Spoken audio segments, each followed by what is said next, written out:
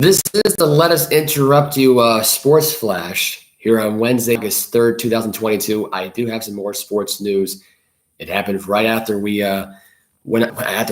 after I went off the air. There is no Mike, by the way, to do the sports flash, but he'll be around in the near future if he's not busy with his job. And if I'm not busy with my other job, but this stuff couldn't wait. I actually forgot to mention on the show yesterday that Debbo Samuel got his extension. He got a 3-year extension. I think it was an added 75. I think it was like an added 75 million. I believe it is now 71.5 million. So he got it as of yesterday. Got a 58.17 would be the deal guaranteed, and 22.85 average per year going forward, with a maximum value of 73.5 million. So that's what I mentioned yesterday on the show, but I completely forgot until I said to myself, like, I knew I was forgetting something, and I didn't, and I also didn't mention about Pat McAfee beating Baron Corbin at SummerSlam. That's the one thing I didn't mention, because I mean, think about it. You got a guy now who's a podcaster for I believe it's for, I think does Pat McAfee have his own network? I mean, he has his own network, but I think I don't know if he represents the Barstool Sports brand. And look, I mean, he's a WWE commentator as well. So, I mean, talk about a factor going into that one right now. Pat McAfee is now on the main roster 2-0 in WWE record terms for booking. There is more stuff to talk about, more stuff to get into about the Deshaun Watson story, which is the NFL now deciding today that they're going to appeal that suspension. So Deshaun Watson could be in a mess of trouble here. This could be more than 6 games, which is what he deserves, justifiably deserves. I think this is, in realistic terms right now, Deshaun Watson deserves a hell of a lot more than 6 games. I said this yesterday. The fact that Calvin really got suspended for an entire year for gambling, but Deshaun Watson, who basically assaulted 66 massage therapists, and even admitted to making most of them uncomfortable, but still gets a 6-game suspension. Why? Because they were all settled out of court. And really, this doesn't damage the NFL as much if you gave him a suspension, before settlements. Because I think in reality, you talk about the fact that this, person got off the hook here, and this is a female judge, by the way, who handed out this suspension. I gotta be honest, I wouldn't be surprised right now if that woman and the agent and the trainer and the attorney were all in cahoots just to make sure the NFL looks bad here. And like I said before, and I said it yesterday, this looks bad for the NFL. And the message behind it to all the women out there is like, yeah, we'll do your breast cancer awareness month thing. We'll recognize the LGBTQ thing. But if you don't like the fact that this guy got suspended for 6 games, don't watch the NFL. If you don't get the rules of the game, don't bother watching it. We're done. That's what this ruling came down to. I'm not saying that, I'm saying at this point, Deshaun Watson should get more than 6 games. This guy is a pervert. He couldn't keep it in his pants. He had a woman's touch. He probably got aroused by the woman's touch. And now at this point right now, when he gets back to Cleveland, he's not allowed to have a massage therapist at all from the team going forward to deal with Deshaun Watson. Do you blame them at this point? They're probably running for the hills right now. They probably don't even want to massage any of the players. It's going to cause so much conflict in that locker room. They thought they had a distraction before when it came to Baker Mayfield. Now I got Deshaun Watson, who's going to get a 6-game suspension out of this whole ordeal. And, in reality, it's a horrible idea for that relationship to even continue now going forward. It is. It's a horrible idea for that trend to continue right now in Cleveland, because bottom line is that Watson looks like an idiot for admitting to half the stuff anyway. And maybe that's what the judge saw in this whole thing, and for him to admit it, and the fact that he admitted it and all that made him look, less guilty in the end of the day, and instead of lying to the court, which probably would have gotten suspended a lot longer, which is probably why he only got 6 games in the first place. And now the NFL's trying to fight it now at this point and say, you know what? Sorry, I had to kill that fly there. You know what? The hell with this suspension. The hell with you, Sue. We're going to get this guy even longer than 6 games. So if Deshaun Watson thought he's out of the woods, think again. That's the whole mindset now in the NFL now going forward is Deshaun Watson's not out of the woods just yet. So Tom Brady is not going to get penalized for the tampering punishment. That was according to CBS Sports. By the way, he's celebrating his 45th birthday. So shout out to Tom Brady. Happy birthday to the GOAT, to one of the greatest of all time. It's interesting now because there's no punishment being handed down to Tom Brady, and there shouldn't be. There shouldn't be a punishment. Imagine this guy getting suspended again in the NFL. You know, he got suspended. I remember this now for Deflategate and stuff like that back on his birthday in 2016. That's when the case came down. Imagine 6 years later being suspended for this. He would have been suspended for the entire season if Goodell would have had his way, if the 31 NFL owners had their way. That would have been a treat for the Buccaneers right there. We would have been stuck with Kyle Trask for the entire season. That would have never ended well. Imagine that Tom Brady going out right now, couldn't even play as he was 45 and the NFL just let him down. It'd be a whole FU Goodell tour all over again, this time in Tampa Bay. That'd be the whole case of it right there. That'd be a whole case right there for the Buccaneers now getting hatred on Goodell instead of just being just the Patriots. And I mentioned the other day, because the only reason I brought this up, because I'm not going to read the whole article here for the tampering stuff right now, but he's not being punished. The NFL made that official today. They won't get punished for that ruling. But here's my theory on this whole thing.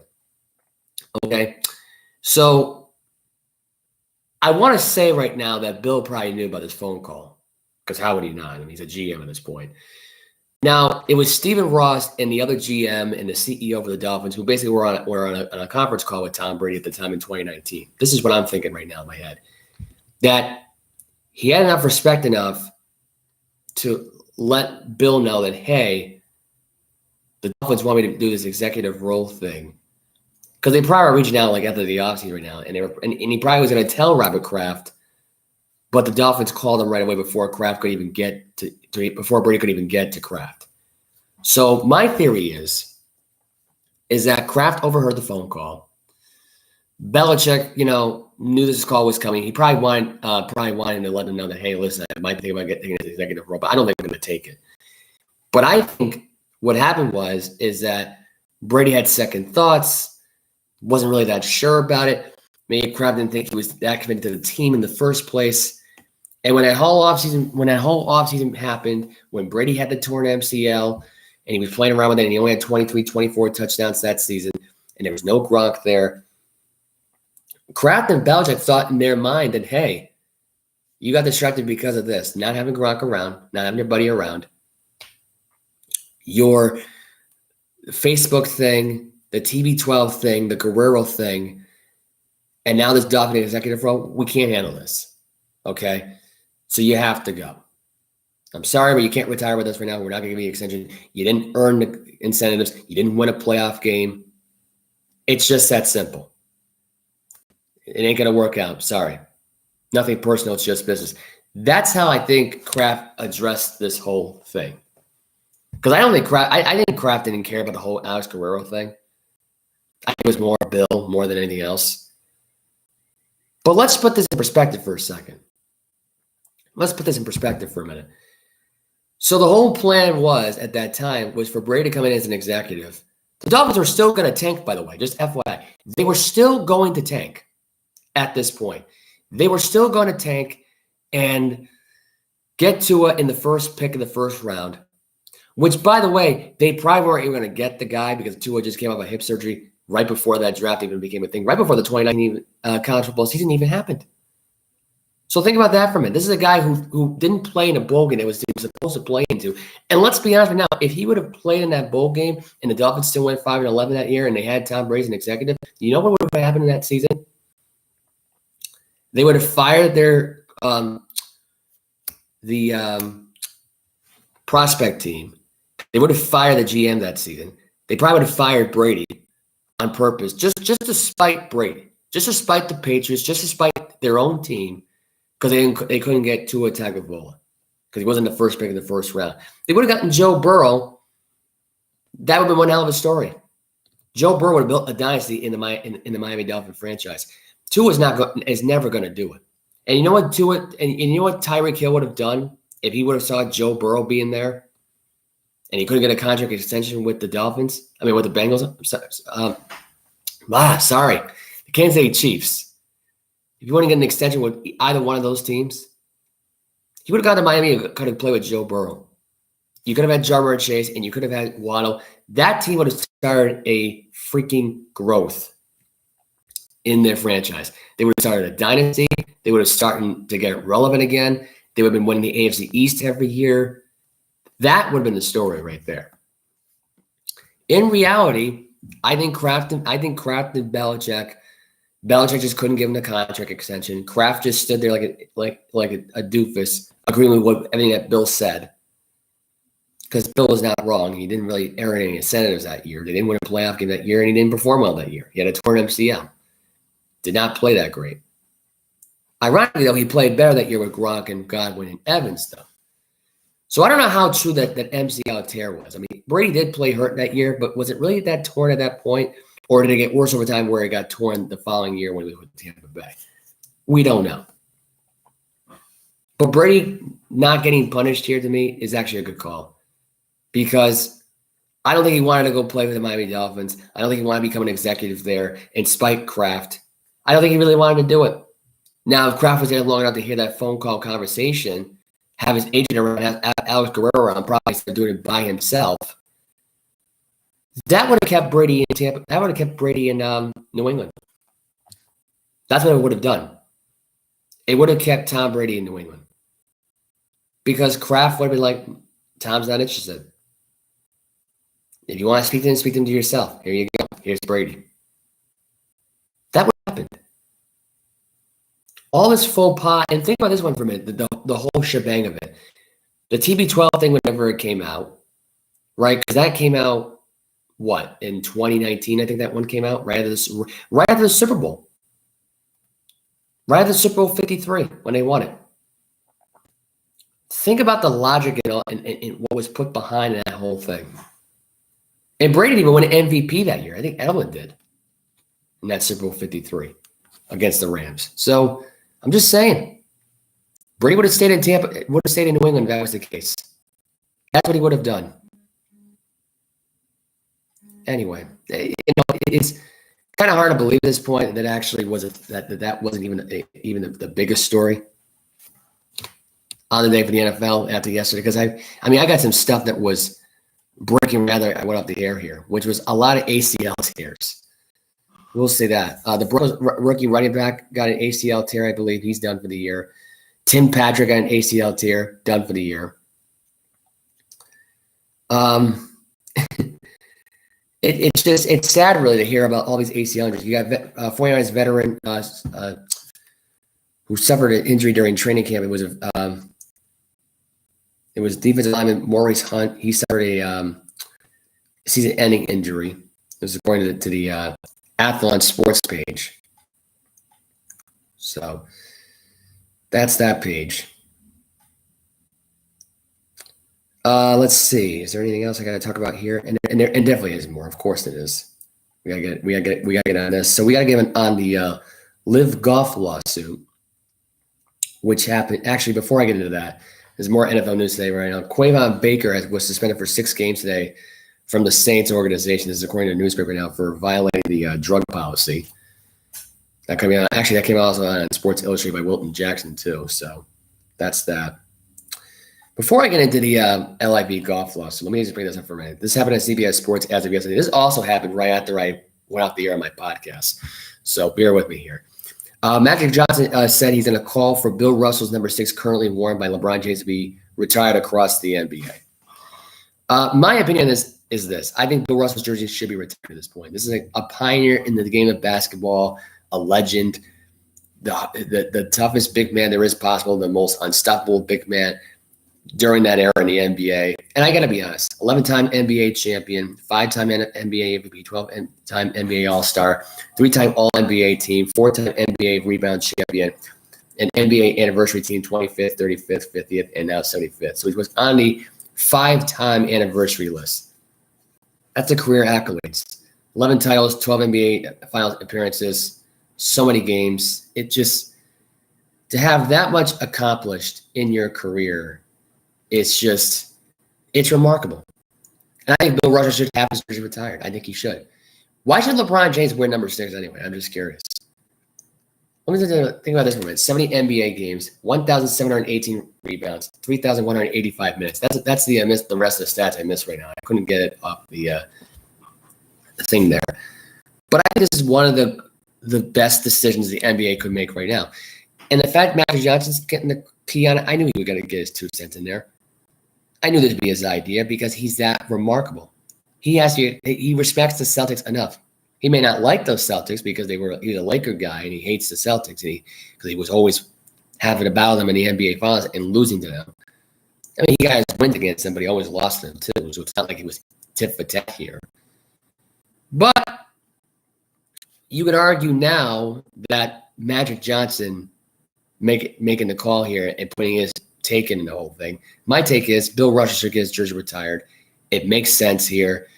It's really an NBA thing. It's like Jackie Robinson did. This is what Jackie Robinson has. Number 42. That's why nobody wears number 42 in baseball. Because Jackie Robinson. He was a pioneer for baseball. Bill Russell was a pioneer for basketball. I'd say retire that jersey from across the NBA. LeBron James, look, he'll get his jersey retired someday at number 23, and he'll do the exact same thing for him. Except the difference is he took Michael Jordan's number. So really it'll be about Michael Jordan. He'll retire Michael Jordan's jersey across the NBA. Unless LeBron James wins it at this point, then he can surpass. Then he can say he surpassed Jordan. But the reality is LeBron James is not thinking about the NBA anymore. He's not even thinking about being a stock investor in the NBA. He's thinking about being a billionaire and being an entrepreneur. That's what his plans are. Bill Russell puts NBA first. So did Michael Jordan. LeBron, look, if he was still the king of Cleveland, the NBA would always be first. He would think about that other stuff later on. Maybe he would probably do when he was retired, let's be honest. The investing in other basketball sporting teams and all that jazz and being a billionaire. I mean, why even play in the NBA? At this point, you can be collecting NFTs sitting at home in your basement, watching NBA TV at home on your big flat screen TV in California. But he wants it all. He wants to do it while he's still playing too, so it makes sense.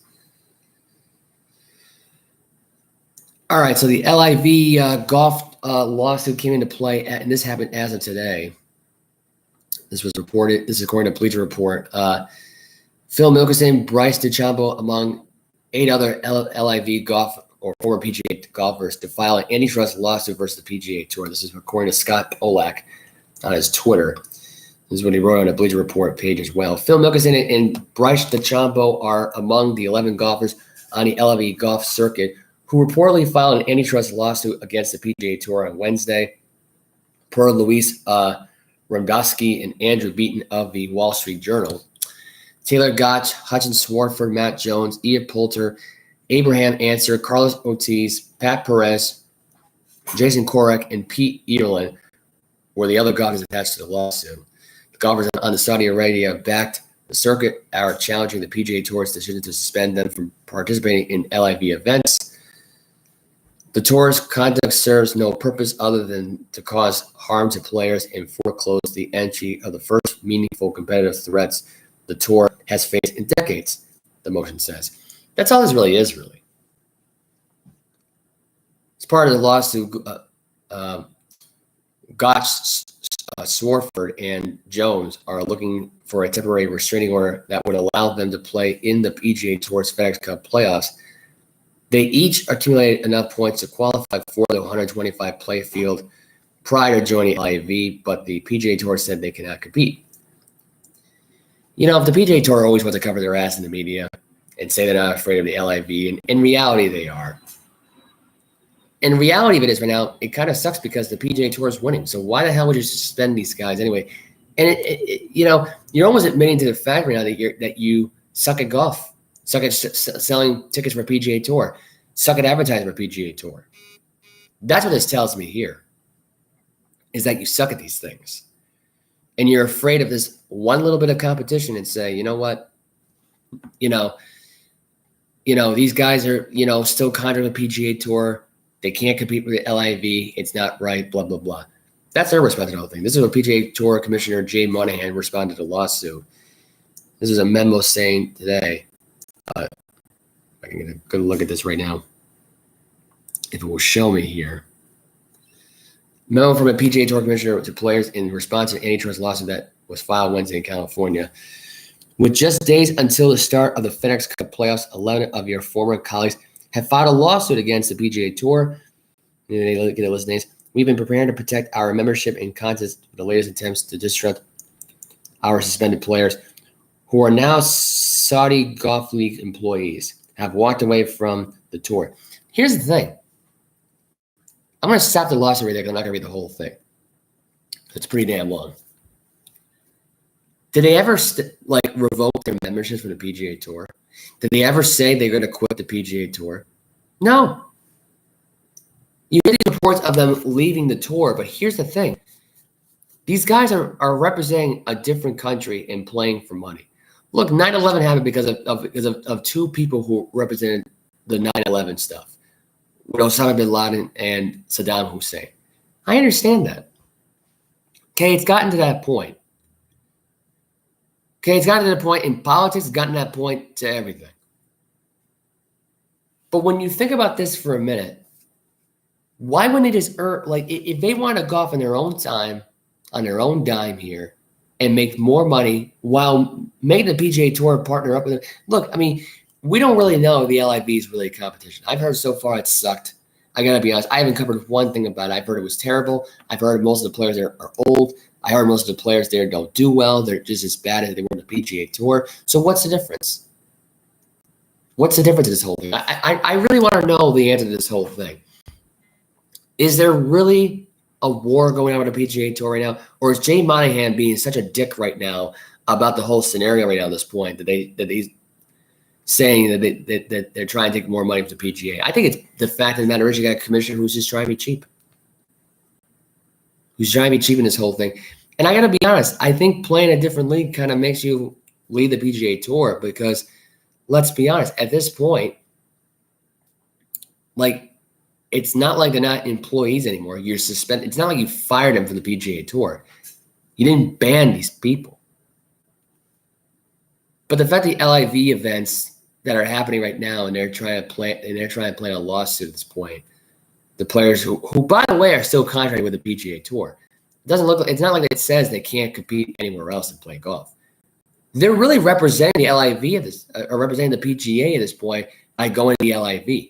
They are employees still with you. You are still paying them.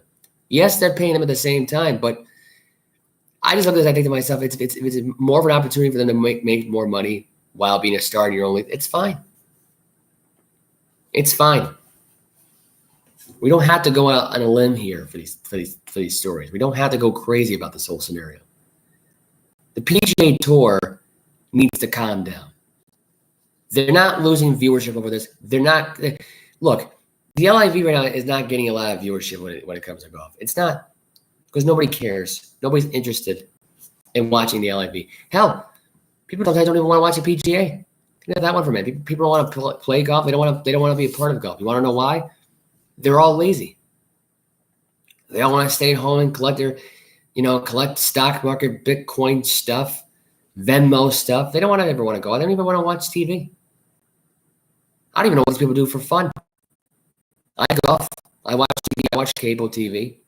I'm not afraid of what the price is going to be for that. Not afraid of going out there, going to a golf course and paying $70. That's fine with me. You're playing 18 holes of golf. What do you expect? You expect a slap on the wrist because you don't have it because you don't want to spend your money? That's too bad. That's life. I mean, for Jay Monahan to suspend these guys and then put a lawsuit against them, and what's going to happen with these players that went to the PGA? Where they're going to be told not to play in the LIV anymore, and they're going to have the LIV shut down? Because really, what this is right now is the players are collateral damage in this whole thing. It's really Jay Monahan versus whoever the commissioner is right now for the LIV Golf Commission. I could tell you right now, I have no idea who the commissioner is. It's probably just the PGA Tour wanting the LIV to be shut down so they can apply them with more money themselves. Or if Jay Monahan just wanted to keep the money himself and be spiteful. It's probably what it is. But to suspend these guys and file a lawsuit, that's going a little much. Monahan is just trying to prove a point of how much of a good commissioner he is when it comes to the sport. I mean, let's be honest right now at this point.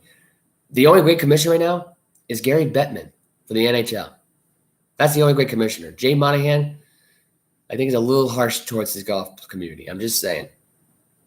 Just saying. You know, at this point, everyone should be paid the same amount in the PGA. They should get their millions of dollars. But you know what? Money doesn't give a crap. Doesn't care about the golf world. Doesn't want to change things. Doesn't want to adapt to anything. Look at Saudi Arabia. I get it. You know, they took the oath to really just to be a part of the community. They don't want anybody to forget that Saudi. Look, I don't put that aside really for a second right now at this point. I mean, does it really matter at this point? It's 20 years later. This stuff happened. If these people were still alive, I don't think the LIV Golf thing would even be a thing. I don't think there'd even be golf in Saudi Arabia. If Saddam Hussein, Osama bin Laden were still around, there would not be an LIV event in this country. Period. You want to watch me allowed right now? Because it's the only way to keep that country happy and blown up. Because we all know we're weak. And we gave away most of our weapons to Ukraine. That's the only reason why we're giving in. So that's it. That's the only thing I can come up with that whole lawsuit story. That's all this is, really. That's all this really is, really. So here's a trade deadline tracker. This is according to ESPN.com. This is all the trades that happened that went down yet before 6 o'clock yesterday. So here it is. This is the complete trade tracker. So the Orioles got Brett Phillips from the Rays. So a little American League East Division swap there. Brewers acquired Trevor Rosenthal from the Giants in a deal with the Giants yesterday. The Braves got Raciel Iglesias, having traded from the Angels to the Braves. That's according to ESPN's Jeff Passan. Wilt Merrifield was traded to the Royals to the Blue Jays yesterday. The Yankees are sending away Jordan Montgomery to the Cardinals for outfielder Harrison Bader. Phillies got Angels starting pitcher Noah Syndergaard, who was formerly with the Mets last season, left the Mets, went to play for Los Angeles.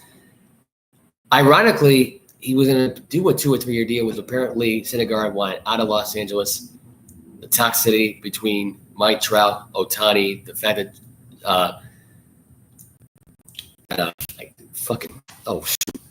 excuse my language. Joe Madden, the manager got fired. It was never really a good fit for him in Los Angeles. Never was. I was surprised that he got traded right to Philadelphia. That was a one team I never thought he would go to.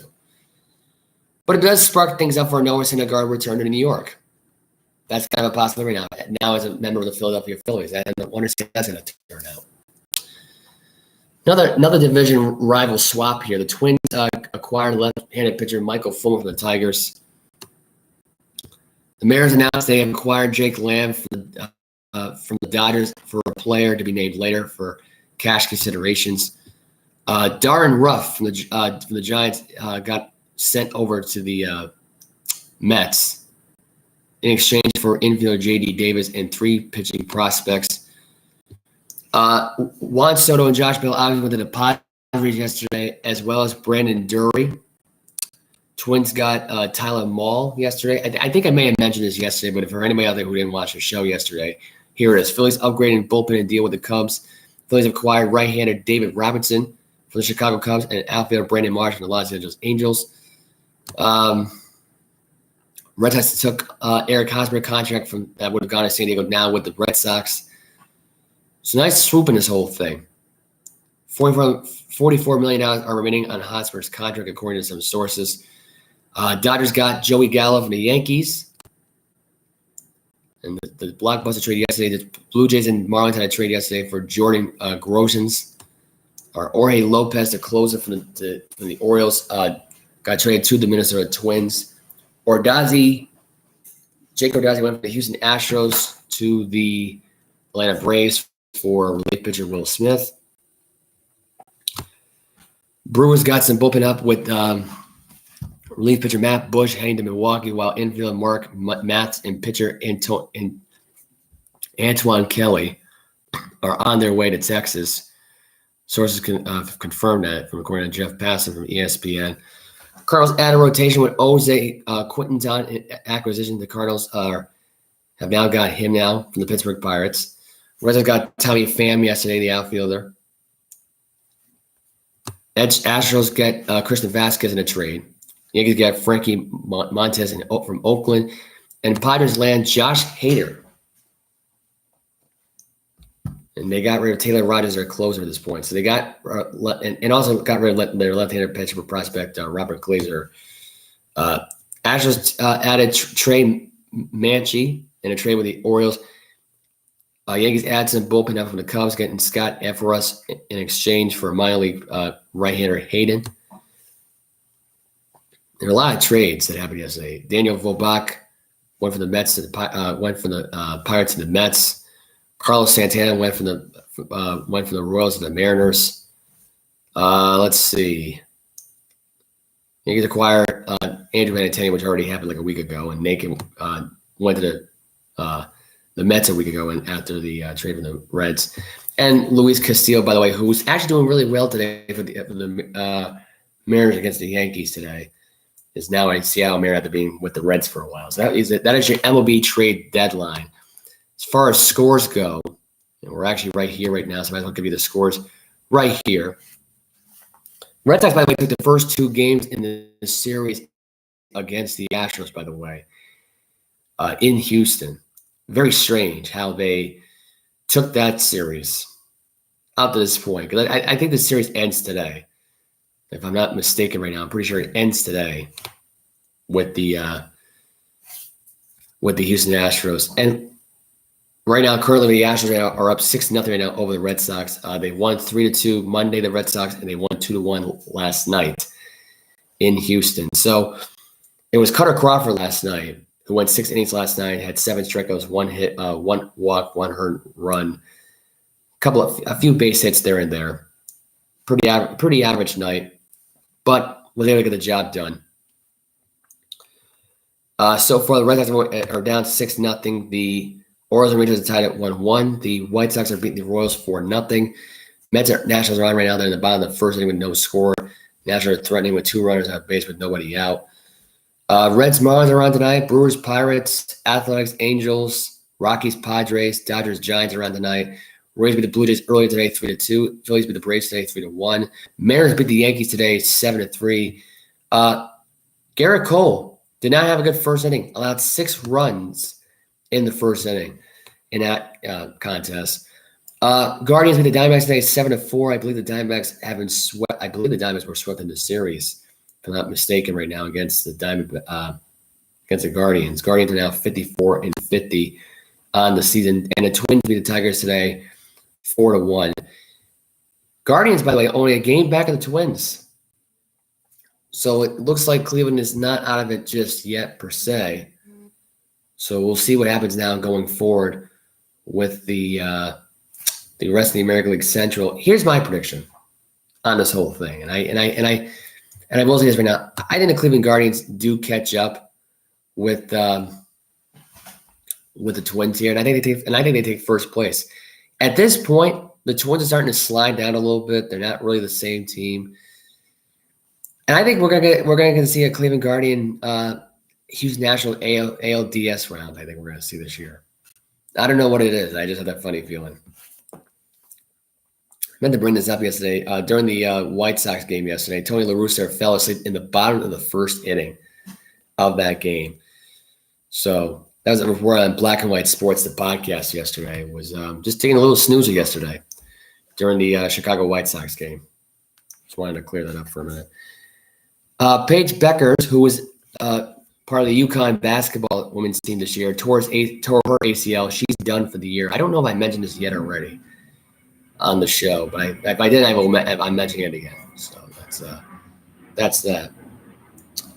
And we got some breaking news. It seems like now the NFL is appealing the 6-game ban for Browns quarterback Deshaun Watson. Fate lies in Roger Goodell's hands. This was announced just now. So we might get an answer tomorrow on whether or not Watson is going to be suspended for more than 6 games. I got to be honest here. If the judge does go through with this whole thing, could Watson sue? I feel like Watson could sue. I don't know. We'll see. We'll see what happens. But bottom line, it looks like right now Deshaun Watson may be in trouble. Anyway, another NFL thought here on this. Bill Belichick was asked today whether or not Tom Brady was part of the Tampa right now. He declined all comments. He just completely just dust him off like he usually does. It was reported today on CBS Sports as of today. But like I said before, I mean, he's not going to, you reveal the fact whether or not he knew about it. I think he knew. But I think at the end of the day, I think the whole relationship went sour during 2016. My thought on that has not changed. And the whole Brady-Belichick relationship, that has not changed at all. The other news today is, well, really, this is actually some sad news. Vin Scully, the legendary Los Angeles Dodger broadcaster, passed away. And he passed away at the age of 94. He died Tuesday night in his California home. This is another reason why I was on this podcast today, because I heard about this morning, that he passed away last night. And it didn't seem fair to save it till Saturday. So I figured I'd bring it up today here on the show. He was 94. The Bronx-born Scully called national football and called national golf broadcasts, including for CBS Sports from 1975 and 1982, in addition to his baseball duties. He was the voice of the Dodgers and so much more. He was there, coincide their poet lyric, capturing their beauty and chronicling their glory, from Jackie Robinson to Sandy Koufax, Kirk Gibson to Clayton Kershaw. Vin Scully was the heartbeat of the Dodgers, and in so many ways, the heartbeat of all Los Angeles. The team said in a statement, "Truth be told, Scully's most famous call did not involve baseball. It came on Joe Montana's touchdown pass to Dwight Clark," which I do remember him being the one that called that one, in the 1982 NFC title game, and what was simply known as the catch. Scully called countless games in his 67-year career, including 18 no-hitters and 3 perfect games. Speaking as someone who grew up on the East Coast, Scully was often the last voice I heard before going to sleep each night and staying up to hear broadcast, and one of my fondest baseball memories. I'm sure there are others who feel the same way. By the way, Mike Ezekiel, who's the one that wrote this article on this was found in my Bleacher Report story along with CBS Sports. So this is not me writing this article, so don't worry. But this was there was at least some great broadcasting that was called here. This was the if I can get a video of the 6 yards away. This is the Montana call. We'll see a pickup sometime on the right side, possibly. Montana looking, throwing in the end zone. Dwight Clark.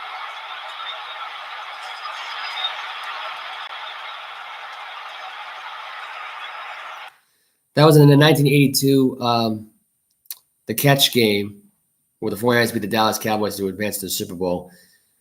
You also got Darren Larson's perfect game. This was Scully in the call for this. This is in the Fall Classic.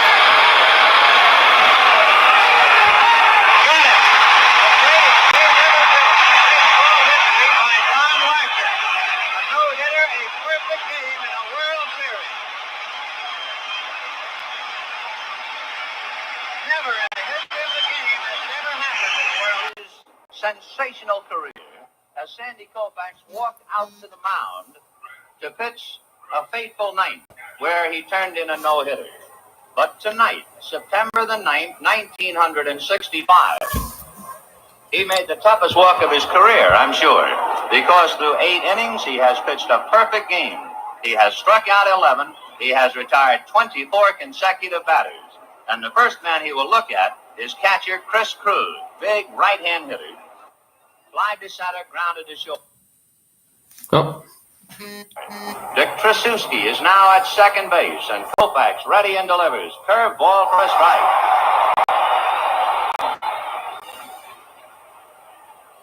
0-1 to count to Chris Cruz. Out on deck to pinch hit is one of the men we mentioned earlier as a possible Joey Amalfitano. Here's the strike one pitch to Cruz. Fastball swung on and missed. Strike two. And you can almost taste the pressure now. Koufax lifted his cap, ran his fingers through his black hair, then pulled the cap back down, fussing at the bill.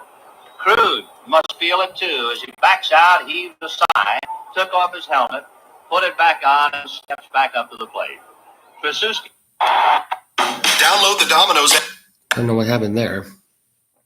He called the Hank Aaron breaking Babe Ruth's record, and it was back in '74. For whatever reason, that audio is not working.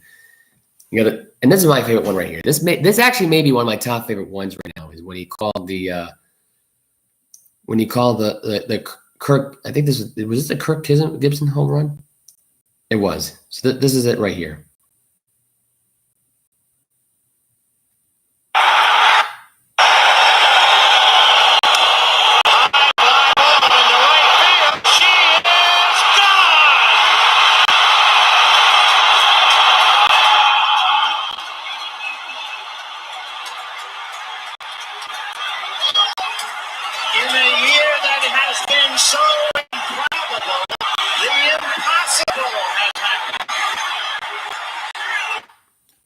So that was the that was back on October 15th, 1988.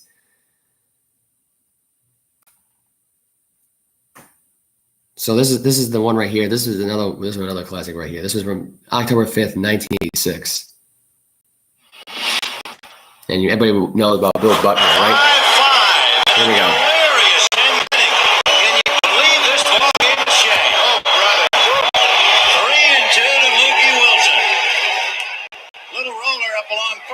Behind the bag, gets through Butler. Here comes Knight, and the Mets win it. If one picture is worth 1,000 words, you have seen about 1,000,000 words. But so that was a Bill Butler error right there, where the ball went through his legs. He couldn't pick up the ball in a simple ground out in Shea Stadium. Anyway, so that's all the calls that I can get to work right now on the other end right now. I want to call it. There was at least 10 of them, most memorable ones, and there was a lot of them. The catch, the perfect game from Darren Larson, Sandy Koufax perfect game, Hank Aaron's breaking Babe Ruth's record. I don't know why the audio is not working on that one.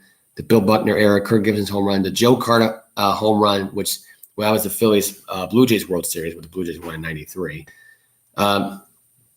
Public Enemy, number one, that was Clayton Kershaw in spring training. He called this one. I don't remember this one at all in 2008. Couldn't tell you. I didn't even know they were actually even counting that one. That's supposedly the most memorable one. I could tell you right now I didn't remember that one at all for the life of me. But anyway, but there were a lot of them. There was called there for Vince Scully.